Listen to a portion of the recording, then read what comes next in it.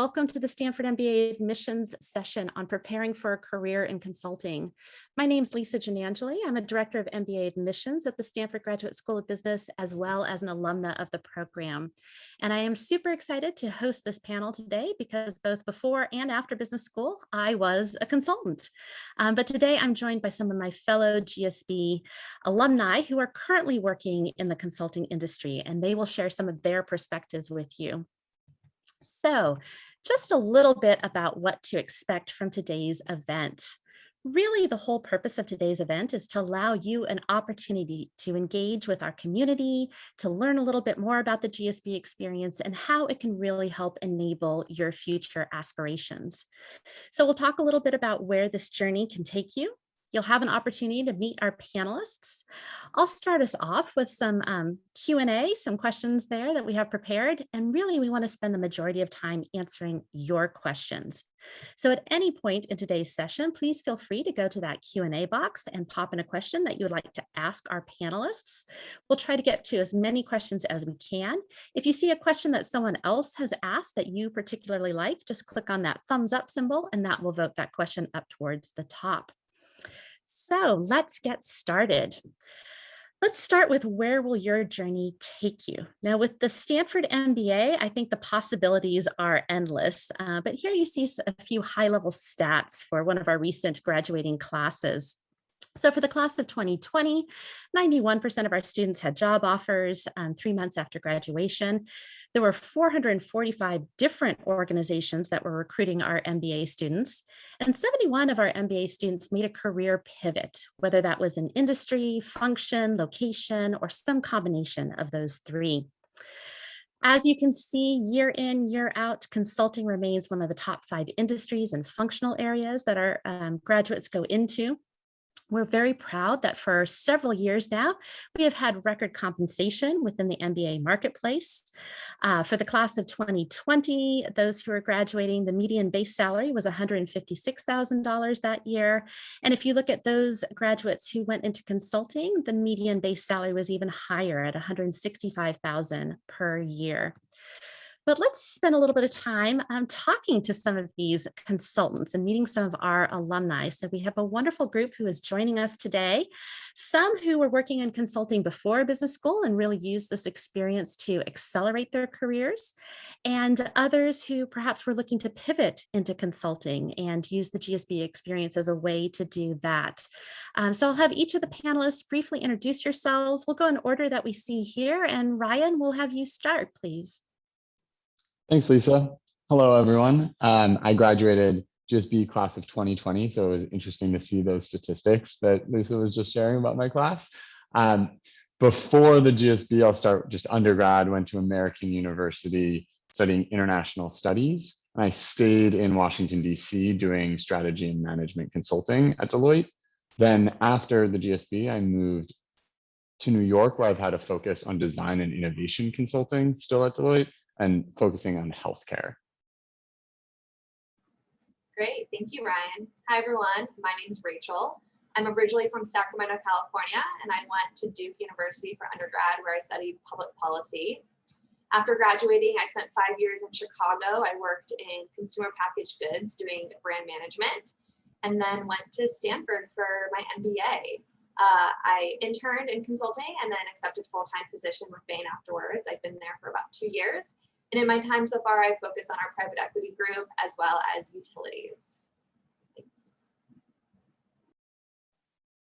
Hi, everyone. I'm Andrea. I graduated with Rachel in 2019. I was a biotechnology engineer in undergrad in Mexico. So started off my career in more like research in the medical space and then pivoted into consulting. Right before the GSB, I was part of the McKinsey Nairobi office in Kenya, focusing on social sector consulting especially, and use kind of the GSB experience to continue that track now that I returned to McKinsey 2 years ago. So it's great to be here. Awesome, thanks, Andrea. Hey, everybody, my name is Jonathan, graduated from the GSB in 2016. Coming out of undergrad at Yale, I spent most of my time in the clean tech and clean energy space. So I developed renewable energy projects for about 2 years, and then spent about two and a half years developing a lot of the operational processes to manage the electrical grid given renewables coming online. At McKinsey, so post business school, I shifted to consulting after business school. So at McKinsey, I focused on a lot of the same topics that I did beforehand, but just in consulting. So I work primarily with utility clients, clean energy, clean tech, and a lot on sustainability as well. Hey, good evening. I'm Scott. I'm from San Diego, California. Before the GSB, I worked in healthcare. I worked for a healthcare nonprofit in San Diego, did a mixture of commercializing innovative healthcare technologies, worked in tele-obstetrics and tele-orthopedics, as well as doing some lobbying. It was during the passage of the Affordable Care Act, so also worked in healthcare policy. At the GSB, was looking for a way to blend my interest in industry with my interest in policy, and ended up pursuing public sector consulting. I'm now at BCG, and I've worked on a variety of different public sector projects. Hi all, this is Casey. I went to Stanford as an undergrad and then came back for my MBA, graduated, more than 10 years ago now, which is unbelievable to me.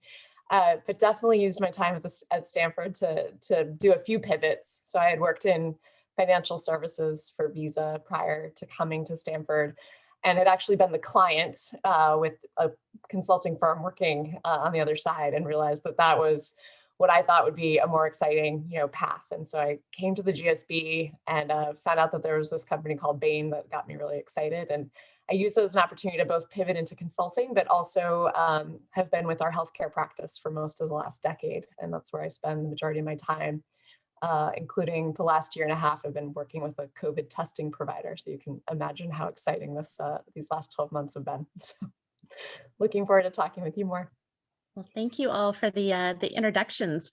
Maybe before we dive into consulting specifically, just a higher level broad question that some of you might want to answer. Why did you decide to do an MBA, and why specifically at Stanford? So for me, coming from being in consulting and then, but really starting before that, I called out my undergrad studies because I had no business backing.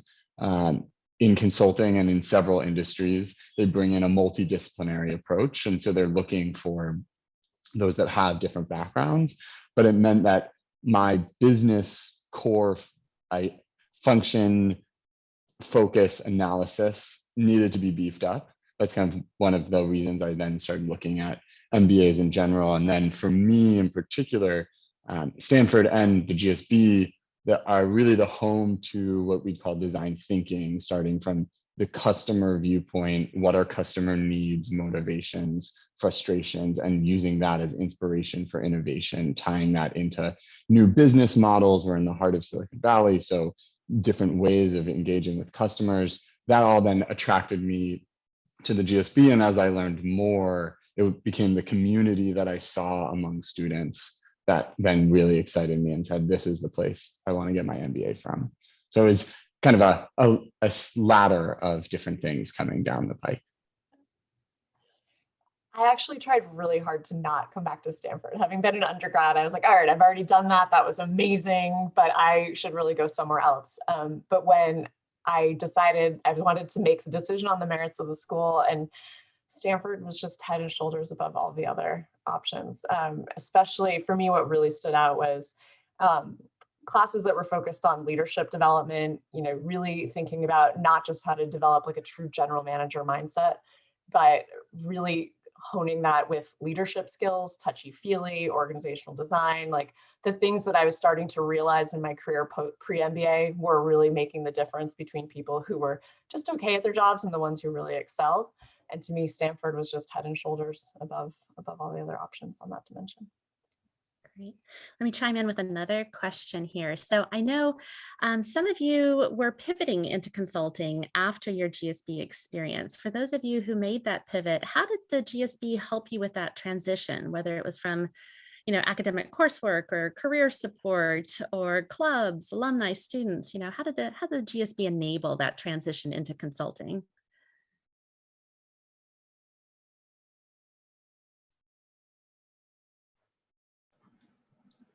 I can speak here. So as I mentioned, I worked in consumer packaged goods before business school, but knew I wanted to do a summer internship in consulting. And Stanford had a lot of resources. You get a little taste of it with some of the academic work. I would say the clubs are great, but to me, the biggest resource was actually my fellow students. Stanford students are probably the most giving and thoughtful students in the world. And I just reached out to all of my classmates who were former consultants to do case prep. And they all gave me so much time. Like, I can't even tell you how much time we spent in the library just going through different cases. And I think that was actually probably the most valuable resource that I had at Stanford were my fellow students. For Jonathan or others who also made that transition into consulting, how do you think the GSB experience helped you enable that? Yeah, so Lisa, I think on my part, I think similar story. I was working at a utility just before coming to business school, and lots of folks that were, very, very good at their jobs, but maybe not the most motivated to try and go do new things. And so one of the things I wanted to do coming into the GSB was kind of figuring out how to work with and motivate others to do really amazing things. And so for me, the GSB's Arbuckle Leadership Program was really wonderful. So I did that my second year at the GSB. And then that's been really helpful for me in consulting, because a lot of our day-to-day work is around how do you influence and inspire clients to go further and kind of push further beyond their boundaries. For those of you who were coming from a consulting background already and maybe using the GSB to accelerate your career, what do you think you got out of this experience that you wouldn't have received otherwise if you had just continued, working through and skipped an MBA? I can jump in here. So I was looking to obviously a much smaller pivot, but to pivot within consulting from being like a generalist to then focusing only on public and social sector consulting. And Stanford specifically gave me the opportunity to first do a joint MBA with an MA in education within the 2 years, which was very important to me. And also within the GSB was able to align, especially to the social innovation kind of side of the classes that we were able to take. And that really kind of gave me another perspective, focusing on emerging markets and a little bit of more of the social pieces that I was trying to develop. So it definitely prepared me to then come back to McKinsey in a more like expert specialized role than I would have been able to do without taking the time to go back to school again.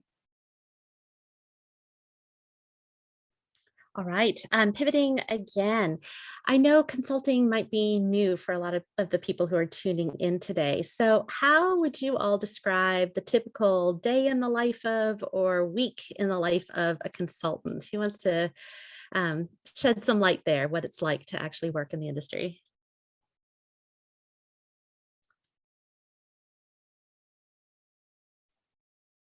I can start us off. Obviously a different story pre-COVID than post-COVID. Currently, what it looks like is obviously a lot of Zoom calls. And during those, there's a mix of client calls, but also problem solving or brainstorming, depending on what term you use with your team and colleagues, but also with internal experts or external experts to the firm. Basically, what you're trying to do in your day-to-day is solve some sort of specific problem that your client has that is really like top of mind and taking so much energy from them. So you're there to kind of provide a little bit of that surge support to help them get through either that bump or to get to the next level, depending if it's a kind of like positive or negative situation a little bit. And before, it used to also involve a lot of travel. Might pick up back again once you are like post your MBA will probably be in another normal, but that has been a little bit of a different reality for the past couple of months. I don't know if anybody else wants to chime in.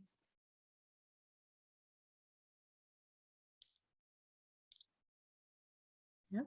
How have you balanced the workload and the travel and kind of, normal steady state or time at the client site versus in your office? How does that look even? Yeah, I mean, I'll say consulting, there's never a dull moment in consulting for sure. You wake up in the morning and you don't know exactly how that day is going to unfold. And at least for me, that is still 10 years into the job, what gets me going. I love that aspect of it. And I have 2 kids now, one's 4 years old and one's 2. And so we have had to just make some real boundaries around, my job can take a lot of my time, but we have really clear, I call them the golden hours. So when we wake up in the morning until 8, like those are my kids' times. I just don't do other stuff. And the same thing at the end of the day, 6 to 8, I just don't touch work, my laptop, etc. And it's been a really good forcing function and really well received, within not just my company at Bain, but with my clients, right? That they actually do respect that we're all human and, have families and other obligations outside of work. And it's refreshing to be able to just have those conversations as 2 humans, like, hey, here are my boundaries or limits. And I've found that, there have been times when this job has been busier than other times, but throughout those kinds of honest communicative conversations have been what have broken through and made sure that that it was kind of the best of all worlds. So 10 years in, it's still going great. I love it. I think one of the great things about consulting too is that there's more ability to control how that lifestyle might look for you than you might get in some other industries. I joined BCG with a classmate at the GSB who convinced me that we should apply to BCG together. And we've kind of tracked each other's careers all the way through. And we've taken very different routes in terms of what we're interested in, but then also how we balance travel or how we think about the role of the job in our lives. So she's, married, expecting her first child, has a dog and optimizes for, she doesn't want to travel. She's a extrovert. So she loves being in the office. She loves those big group settings. She's been able to create that setting for herself. I, don't live with anyone, don't have a dog, and am an introvert. So I'm able to arrange my day around, the kind of things that give me energy, which is, plenty of alone time, to think through a problem and then talk to people about it. I wanted to maximize the travel. So I lived out of a suitcase for 2 years and, bounced around the world doing projects. And it was a great adventure. And it sounded like the worst thing in the world to her. So I think one of the great things, we're at the same firm, started in the same office. So I think what's great is that you have the ability to really, control how you want the career to look for you. And I'll just add, Scott, that's totally true over the course of the career too. Like in my first years in consulting, I wanted the same thing. I wanted to be traveling all the time. I did 6 months in Paris. I did the whole global thing. And then what I wanted changed. And the great thing about my job was that it was able to change with me. And that was sort of an unexpected benefit. I don't know that I was like solving for that when I was at the GSB applying for consulting jobs, but it's been great. All right, maybe switching gears to talk a little bit about recruiting. So some of you may have gone through the recruiting process for consulting jobs relatively recently as you were, finishing up your GSB experience. Others of you might actually be involved in the recruiting process now and helping to interview and screen resumes and things, within your respective firms. How could you shed some light on what the recruiting process within consulting looks like, how people might best prepare for that or come up to speed and be successful in those interviews and in that recruiting process?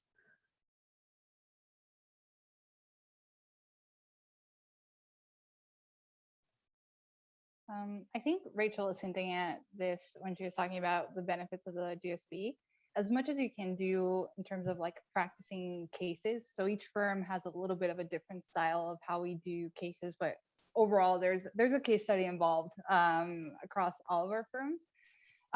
So taking the time to really practice with a peer, so not only yourself trying to do it and kind of like self-reflect, I think that is really, really helpful. My only small tip would be also like don't overdo it to a point where it sounds scripted, because there's also a little bit of a tipping point that is reached at some point. But I don't know, Rachel, if you have other tips as well. Yeah, no, I think that's the right advice. One thing just to start with that's really nice about the GSB is that they actually protect your first, I think it's maybe 2 months at school. So it's really nice because it like allows you to get acquainted with being a student again, and you really don't have to think about recruiting. And then once that does begin, I think it's great to talk to your fellow classmates who have done consulting, figure out, you know, what they really liked about the job, how that, you know, matches what your career ambitions are, and then spend time doing a lot of case prep. Honestly, that's like the crux of the interview is you will be doing cases. And so I think it's really important to figure out, you know, the structure of that. But as Andrea said, don't overdo it. Don't become too robotic. Always approach it as if, you know, you were actually in the job yourself day one. Like, what are the big questions that you're trying to answer? And then go from there. All right, we'll turn to maybe some questions from our audience here. So we have one that says, for someone who's looking to pivot into consulting and maybe doesn't have as much day-to-day insight, could you let us know, you know, what's the part of your role that you most enjoy, and what is the part of your role in consulting that you least enjoy?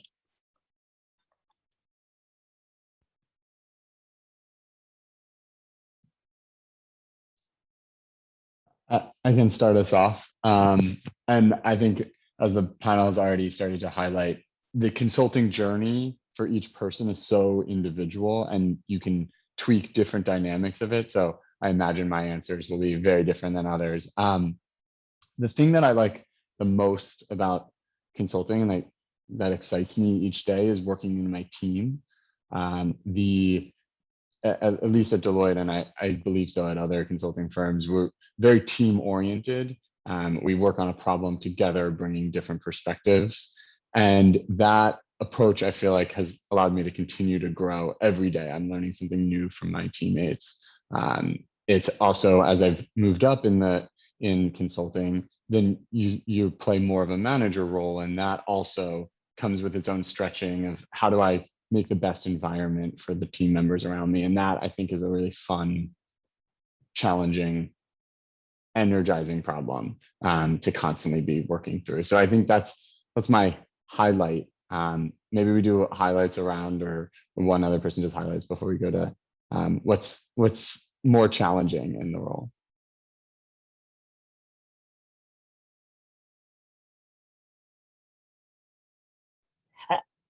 I love the fact that I get to dig into problems that excite me, and I know what excites me is going to be different from someone else. But I just like at the GSB, where I love the fact that I got to take whatever classes I wanted in my second year, and including across the street courses. It's the same in consulting. I get to dig into, you know, how do state governments set their budgets, and that's the thing that really gets me excited. Everybody else might think it's a snoozer, but you know, everybody gets to kind of find the thing that excites them. I like the fact that the problems there's stuff that I care about and stuff that, you know, feels like it matters, and I got to pick it. Any I love other? the relationships that I've been building, not just, so I get to have my Bain family, right, my teams and my colleagues who I've gotten to know over time and worked with closely. But then I also have my clients who at this point I've got, somebody asked in the Q&A, like, your clients. I was like, yeah, they're people that I've built really deep relationships with, and I know their families, I know their aspirations, I give them career advice. Like, it's a very deep relationship. And I love that about consulting, that I've had the opportunity to build those out over time. Anything on the other side of the coin? Oh, Rachel, sorry, you're going to chime in. Oh, I mean, it's similar to what other folks have said, but you know, the problems that we're facing are problems that are challenging enough that, you know, the clients are like, okay, we need someone else to come in and help. And to me, that's really motivating and really exciting. It's also, you know, you're really focused on cracking this one problem. I remember when I was working in CPG before business school, I felt like, you know, there were a ton of things on my plate. My attention constantly got drawn to different places, and it didn't allow me to like really like focus on some of the biggest issues that I really wanted to tackle. And I love that I get to be really dedicated to that in this role. And like everyone said too, I really like how we have this case team environment where everyone's really in it together. And the collaboration with the client is really inspiring as well. So there's a lot of elements to this job that are really fantastic. Jonathan, did you have anything you wanted to add, or do you want to go to the the dark Yeah, side no, of so I mean, I think it's been said, but I think the people element as well, like many of the same folks that you'd be going to business school with, developed great relationships will be on your consulting teams, or they'll be the ones that are your peers when you're in the office on Fridays, or during COVID, maybe every day. But when you're in the office on Fridays, they'll be the ones that you're hanging out with. And it's not something that you'll probably see in any other job. How about some of the downsides or some of the things that you're least excited about within the consulting industry, just to be fair and look at the other side of the coin? Since I started as with positive, I can start on the other side too. Which for me, I think as I am thinking about consulting versus what's next, one of the things I've felt in consulting is we have as Rachel was talking, like dedicated on one core problem altogether, but then we understandably hand it off for an implementation to happen, or for further thinking to happen, or for it to be embedded in the organization. But I often then don't see the reach the customer side of it. So if we're thinking upstream, have a lot of focus there.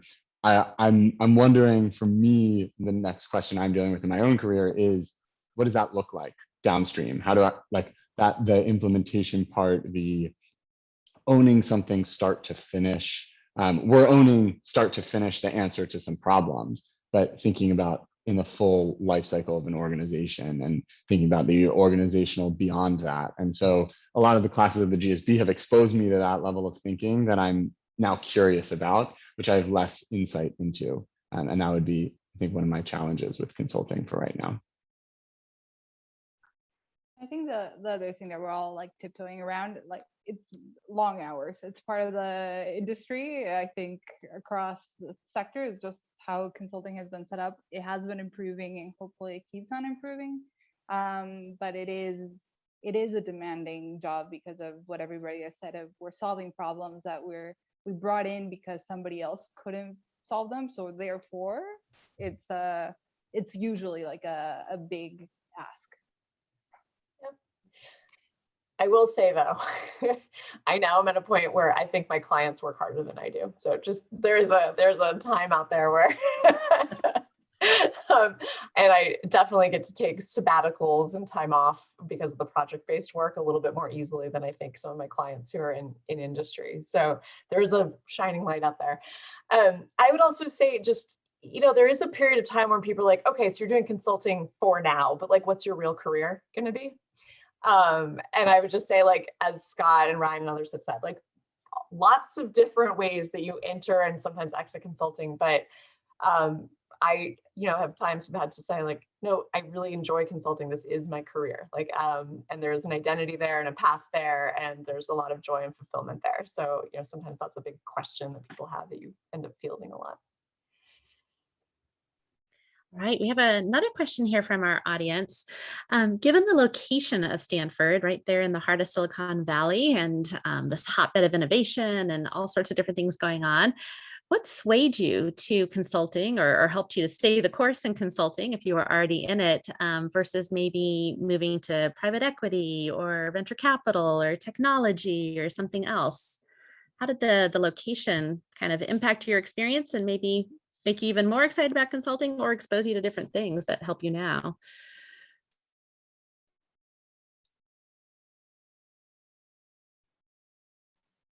I can kick us off. And I think this is also very depending on, like, class by class. Every class has a little bit of a different vibe to it. My personal experience with, like, Stanford in consulting was, it wasn't, especially during the first year, it was not the highest, let's say, ranked preference that I would say, like, oh, what did you do before coming to Stanford? And my answer would be, I was in McKinsey. And the answer was usually like, oh, kind of, because people were much more excited about I started, like, I did a startup, or I was doing this like weird thing in the middle of nowhere and stuff like that. And that was much more like energizing and attention grabbing, especially in the first couple of months. Once we started getting closer to summer internships, that quickly shifted. But to the implied question of, like, was it easy to stay the course? For me, it wasn't. Like, I definitely felt a little bit more the pressure of, expanding and like looking again and rethinking everything, what is out there. In the end, I didn't find something that was as exciting to me as continuing down the consulting path, like to what Casey was saying of like that being my career. So I decided to stay. But it was definitely, the signaling around it is definitely on like expand, explore, search, like do new and different things. So it was a little bit of going against that.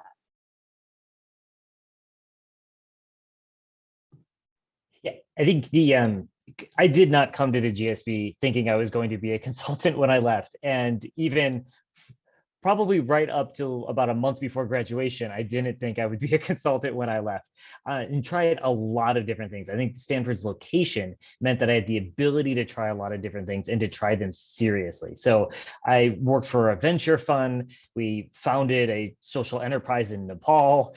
I worked for local government. Like I tried a lot of different things in addition to trying consulting. And I think the location of the Stanford network gave me the data that I needed to be able to say, okay, I thought all these things could be interested. I tried all of them. Now I have the information I need to know that consulting was the right thing for me. But it certainly wasn't, didn't come with that mission. But Stanford's a place that encourages experimentation. And I don't know if it's the same approach, but I love the career counseling process there very much said, don't go reconfirm things you already know. Try things you don't know about to try to get the information about what you do or you don't like and what works for you. And I'm really glad I ended up in consulting. And I'm also really glad that Silicon Valley meant that it was really easy to try a bunch of other things in parallel.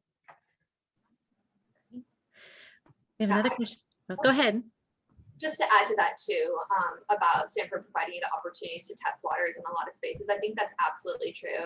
And because of its location, you get CEOs of a lot of high-tech companies coming in to talk to you, and also coursework. If anyone's interested in creating their own company, there's Startup Garage. And I had a couple of friends go through Startup Garage, and most of them realized, you know what, I don't think I'm going to be a founder, and went on to find jobs at other companies. For me, one thing that was kind of won me over for consulting is kind of what Ryan alluded to too, is you can start in consulting, but still pivot into another industry afterwards. I really feel like there isn't really a downside of starting in consulting unless you know exactly what you want to do and it's not consulting. It gives you a really good opportunity to explore and grow a lot. And the skills that you'll gain from consulting, similar to Stanford, will help you in whatever career that you want to do afterwards if you decide eventually you do want to be, industry or role focused. So. All right, we have another question here. Are there any must-take courses or experiences that really helped you build your strategic thinking or leadership skills for consulting? I can take that one, Lisa. I mean, I don't think that there were any in particular that were must-takes. I would say that there's probably two that are just general GSB must-takes that I would recommend. So touchy-feely, which is also known as interpersonal dynamics, which is a great class, will help you, one, just generally in all of your relationships, but probably also help you relate to your clients as well in consulting. And then the other one that I found to be incredibly helpful was managing growing enterprises, which just helped you have and role play a lot of difficult conversations that you might have with clients or with some folks on your team as well. Certainly other classes maybe that are helpful, but I think for all of the firms that are represented here, there's a fair amount of onboarding and training in terms of hard skills. So I'd probably focus a bit more on the interpersonal soft stuff while you're at the GSB. I just have to say I'm relieved to hear that the two classes I was going to say are still being told by MBAs who graduated more recently. That makes me feel warm and fuzzy and not so old. So that's very cool. 2 thumbs up for MG and interpersonal dynamics. And then I would just emphasize that part about because I saw a few questions in the chat about nonprofit backgrounds or less traditional backgrounds. We are absolutely I think all the firms are focused on making sure that the hard skills you need, like how to do a P&L or how to use Excel, you're going to get those skills on the job. The training is excellent in consulting. So the time at the GSB is precious for a lot of more GM oriented, touchy-feely types of classes, I think. Any other classes or experiences that you draw upon today? Anyone else? In general, I also think just take the risk when you're at the GSB. So because of grade non-disclosure and because of the fact that the student body is incredibly supportive of each other, like take the harder version of the course if you're on the fence between the base level and the harder level of marketing, like take the advanced course. Or if you're not certain about that across the street court, like take the risk. It's an incredibly safe environment. And I think that the times when I push myself harder into those like more advanced courses, or I took the international policy course across the street that I had no business being in, were the ones where I actually learned the most.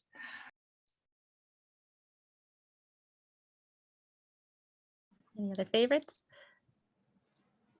I can build on that too. I mean, I think one thing that's great about Stanford is like, yes, you do have classes that are set up with like the typical like case structure, but you have a lot of different formats too. And some of the other formats is what I love a lot. I took a class my second year called Leadership Perspectives, where we just brought in really inspiring leaders from different industries to tell us about their career journey and how they thought about their leadership style over the course of it. And at the end, I had the opportunity to sit down and reflect, what kind of leader do I want to be tomorrow, in 5 years, in 10 years? And to me, that's like a really great opportunity. I also kind of like MGE, as Jonathan said, there's a class called Managing Difficult Conversations, and it's all about role playing. And sometimes you don't realize how much you learn from actually just trying to do it yourself. It's different to think something to actually try speaking it. And I love those classes at Stanford. And then lastly, there's a lot of design oriented classes. Ryan, I think you had mentioned that earlier. I took a class called Equity by Design, and I've actually directly used some of the principles I learned in that class in the diversity, equity, inclusion, and allyship work I do at Bain. So yeah, Stanford offers very different formats, or a lot of very different formats, and they're all really, really valuable. Great. I'm curious if any of you were involved in the consulting club during your time on campus, and if so, how was that experience? And in addition to the consulting club, what were some other helpful resources that helped you with the recruiting? I know you mentioned classmates and such earlier, but are there any other things at a consulting club or other resources?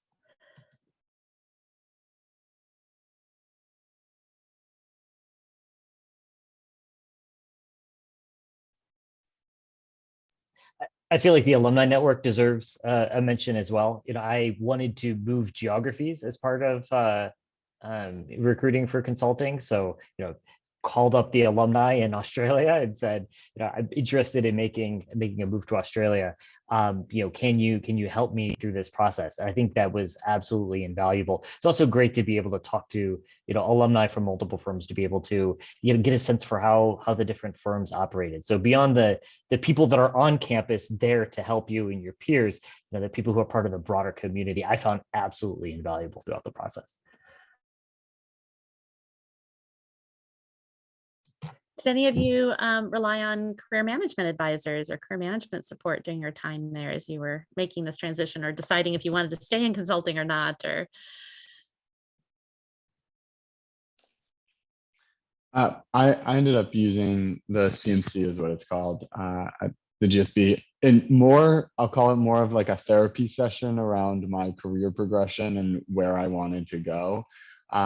Which some great listeners of just like helping me verbalize out loud where I wanted to track my career in the short term and in the longer term, and then what that meant actually for my GSB experience. So kind of taking it full circle. I found them helpful in thinking through that. And then I also went to, I'd say, because we're all central on Stanford's campus and the GSB is like tucked in a corner, I used what we call MBA 2s when I was an MBA 1. So when I was a first year, the second years to kind of bounce ideas back and forth as well. So it was like, if we think of lots of different levels of people to engage, I also found them useful. You're surrounded by so many people all thinking about those same questions. we've talked a little bit about some of the resources that folks have used as they were thinking about the consulting industry. There's a question here of, if consulting really is a focus at the GSB or not. Andrea, I think you kind of maybe highlighted that a little bit. When you first arrived and how that shifted over your time there as it got closer to summer internships and such. But did you feel that the school tried to either push you towards or push you away from consulting? Is sort of the gist of this question. Did you?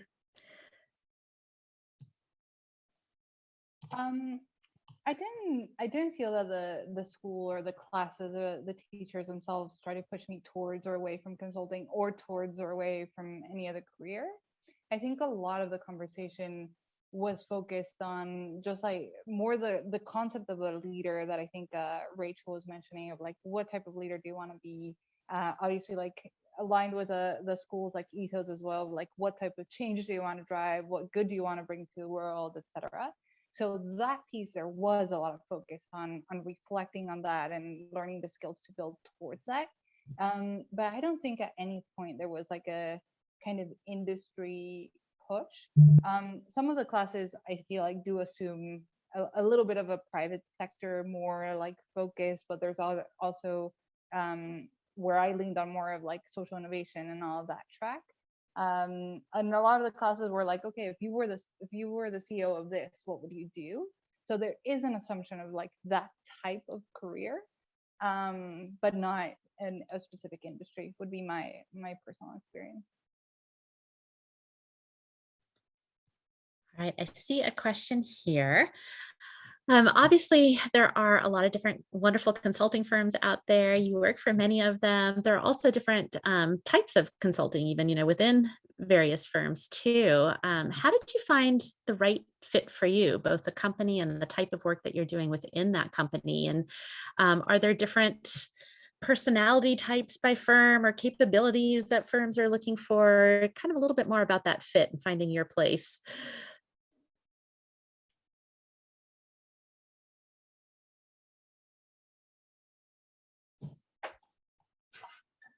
I'll take a stab at this one, although it's an interesting one.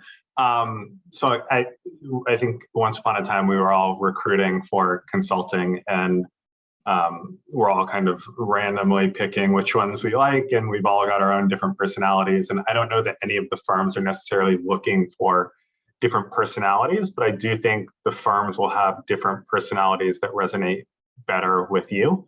And I think that during the recruiting process, you will find just what works better for you. That could both be the firm's actual culture, or it could also be who in particular from the firm shows up for that particular cultivation event. So it's a little bit of learning on your part, but I certainly know that McKinsey is not out there looking for a specific personality. And in fact, we're actually looking to have be as inclusive and look for as many different types of folks as possible, so that we can get as many different voices as we make decisions and make sure that we're representing our clients and our clients' customers as best we can in these rooms where we're making recommendations to them.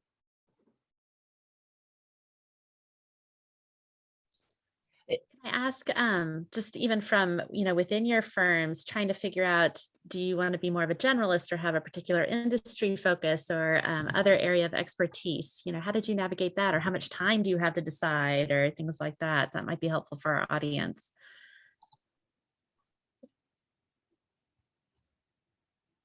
Again, I mean, I think on that one, it's probably a little bit up to you. So, I think for all of our firms, there's probably generalists, and maybe, certainly at McKinsey, there are folks that are expert focused. So they may focus on a specific function or industry or particular growth area. And so, I know that McKinsey is really excited and has this thing, where you can kind of do whatever you want to some extent. They call it Make Your Own McKinsey. That basically, if you are most excited about doing clean technology work or sustainability work, like I was, you can focus on that either by being a generalist or being exclusively an expert on that topic. And so, to some extent, it really just comes down to what you want to do, and then trying to find the right people at McKinsey, at least. And I don't know how it works at the other firms that are represented here. You can try and make that particular approach work. but you really need to have some conversations with different folks to create some of those opportunities. I will say consultants are really good at alliteration. So you've got make your own McKinsey and we have build your own Bain, but it's the same idea in consulting, which is you over time can start to shape it, but you don't come in, at least into Bain, you do not come in having to wear one hat and not another. You'll actually get an opportunity to wear a lot of different hats and see which industries do you enjoy the most? What type of work do you end up enjoying the most? And by now I probably have 3 or 4 different hats that I interchange. I'm like a healthcare expert. I'm an organizational change expert. You know, there's like a few different hats that I can wear depending on the context, but those were built over time and because that was what I ended up enjoying doing. But I didn't go in saying that's what I'm going to go do. So to some extent, when you start, you can't know what the answer for you is going to be. I mean, I came in laser focused. I wanted to do economic development, public sector consulting. Like, that's what I wanted to do. And thankfully, I really clicked with the people at BCG who do that sort of work. But I've also had a lot of my colleagues who joined out of the GSB come and like not have any interest in retail, but really clicked and had strong relationships with a client in retail or with, you know, what a managing director in retail. And you know, they've now become partners in the retail practice at BCG. So it's so much of it's going to be driven by, you know, the choice that you want to make and the stuff that excites you and what you're passionate about. But it's also going to be about the people that you meet and where you build those relationships. Because as everybody said earlier on, in the end, it's a team sport, it's a people business, and it's going to be about, you know, who are you going to want to work with over the longer term, or, you know, when we eventually get back to travel, the cliche of, you know, who are you going to want to be stuck in an airport with when your flight gets delayed. And that, you know, that day-to-day experience is really, I think, what makes it for a lot of people. Here's a great question. Can you speak to maybe a moment that you knew you made the right decision to come to the GSB? It could be a particular moment, a class, an interaction, a lecture, whatever it might be. What was that moment for you?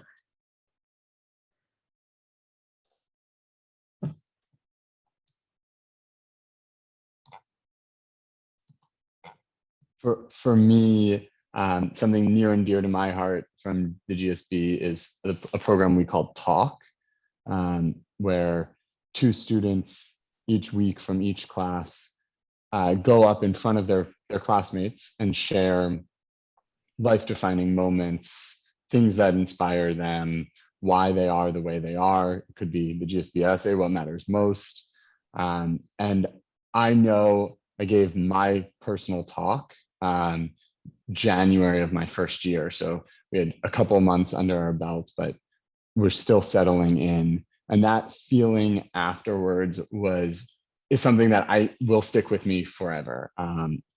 The incredible support of peers, even at some of them were nascent friends, some of them were still strangers. But that feeling of support, of like being held by a room of 200 of your classmates, just because you've shared about yourself and gone to the GSB, a currency in it is around vulnerability, and that's shared throughout the entire school, throughout the way that we create. We've talked about touchy-feely, the way we create relationships, etc. That moment at the end of my talk was something I wish I could bottle up, but I knew in that moment I was in the right place for me at the right time for me. And that it's more personal than professional, but I think has tied into how I create professional relationships with clients across teams, etc. Anyone else want to share a moment when they knew they'd made the right decision? I can go. I think I knew it from the moment I stepped on campus on my first day. And there were so many moments during the course of the 2 years, but I'll share a personal one that's recent. So it's not the first moment, but it's a recent moment, is I'm planning my wedding. And as you do that, you think about who you're going to invite, right? And a majority of my best friends in life are now the people who I met at Stanford. And I cannot tell you how much like they mean to me. And you know, it doesn't always happen, but the people at Stanford are really like the best people I personally have met in my life. And I can't imagine not having the experience now, so. Any other moments, classes, interactions? Another one I can throw out there as well. I agree. Like I would second talk, of course, and then others would be throughout the journey in the Arbuckle Leadership Program that I think Jonathan maybe had mentioned as well. And just overall echoing the talk piece, I think Stanford is just like very good at dealing with like emotions. In a way, they asked me to participate in a role play in front of classmates that we were being trained to be coaches, basically. And during that role play, I was a coachee, and they started nudging me into like topics of identity and race and a ton of like things, and ended up like crying in front of everybody. And the fact that it was fine, like it was not a surprise. It was almost like, and whatever I mentioned of like the room kind of like holds you in a way. I think that was like my moment of, oh, like I kind of fit here. Like this is a good place to be right now. We tragically lost 3 classmates from my class at Stanford, and I hesitate to share that because it's a really sad moment. But honestly, like the way the community came around and it just instantly bonded us. Like it happened in the first few weeks of school, and so that just sticks out to me because there was that moment where we all looked at each other and we're like, we're going to help each other get through this incredibly difficult time. And from the people in my class and also the way the school handled it, it was like an immediate moment of like, wow, I'm in the exact right place. So grateful to this day for how the school handled it and the people around me. Yeah, a lot of very moving examples. Well, I want to be cognizant of the time. I know we are coming up towards the end of our session today. I want to thank our panelists for sharing your perspectives today, and for all of our attendees. I want to thank you for your attention as well and your interest in Stanford. We hope that this is just the start of your Stanford GSB journey. There are many ways to continue that, and one that I'd highly recommend is a site called mystanford.mba. If you haven't been there already, definitely check that out. There's an opportunity to create a personalized dashboard there. You can track your application progress. It'll tee up courses or club recommendations that might be of interest to you, or students or alumni who might have similar interests or profiles. And it's also just another wonderful way to find out about other events such as the one today. So again, thank you everyone for attending. We will have another poll question that is popping up too, and we appreciate your responses on that. Thanks to our attendees and our panelists. Wish you all the best and good luck on your journey into a career in consulting.